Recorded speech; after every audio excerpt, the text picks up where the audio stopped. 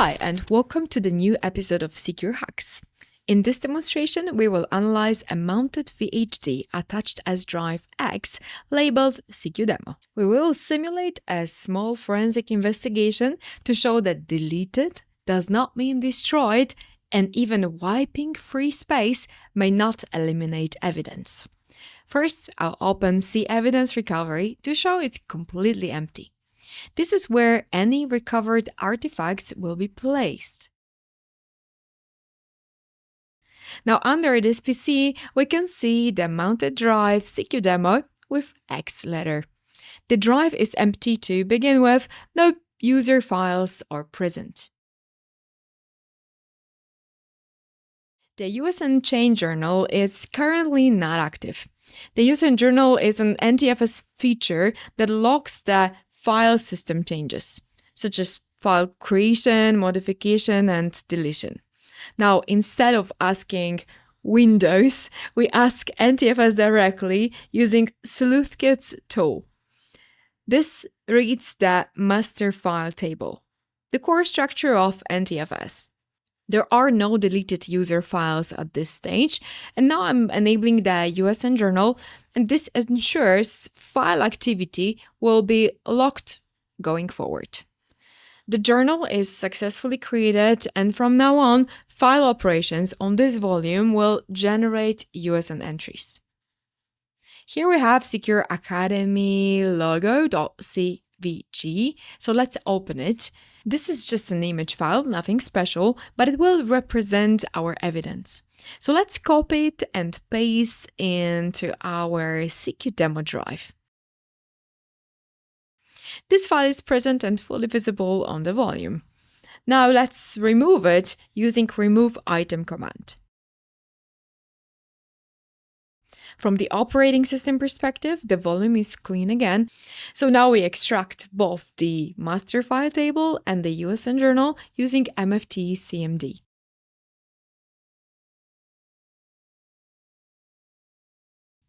Let's take a look at these files, of course.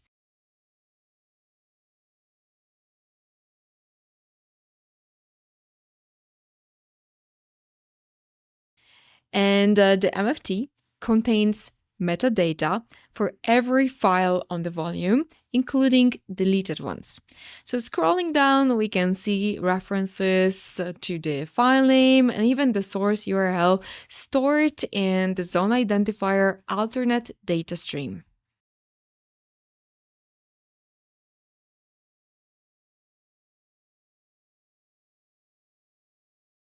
Now, in the USN journal output at the bottom, we see a file delete operation for CQURE Academy logo SVG file. This gives us timeline evidence. The file was created and deleted. Now we enumerate deleted entries. Here we see the deleted file and its alternate data stream, zone identifier.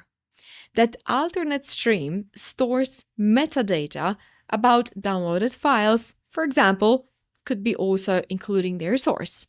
The first number, 39, in this example, is the MFT record number, also called the inode.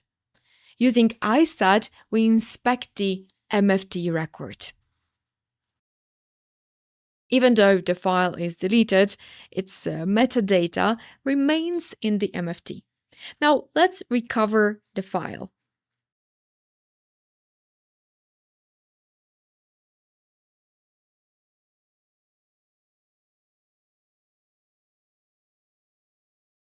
And the file, right now, it's fully recovered and functional.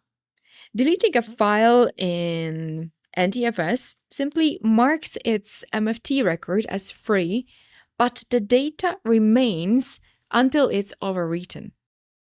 Now I'll create some files and remove them.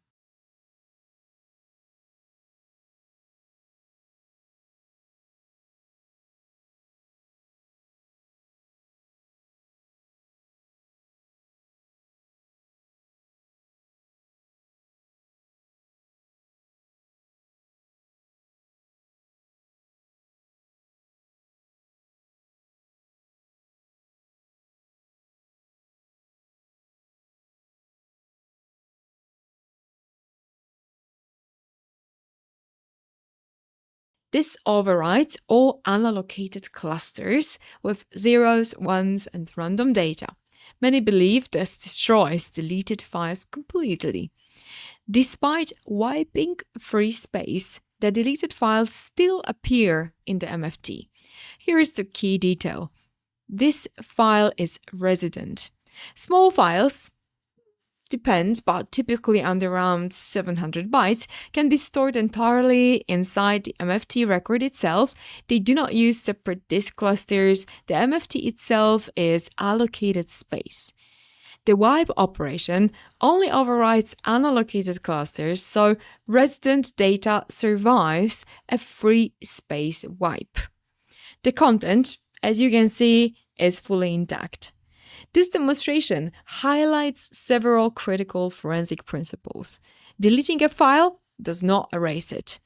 NTFS keeps metadata in the master file table. The USN journal records change events. Free space wiping does not affect allocated structures. Resident files stored inside the MFT can survive wipe operations. The operating system shows what's allocated, and forensics shows what still exists.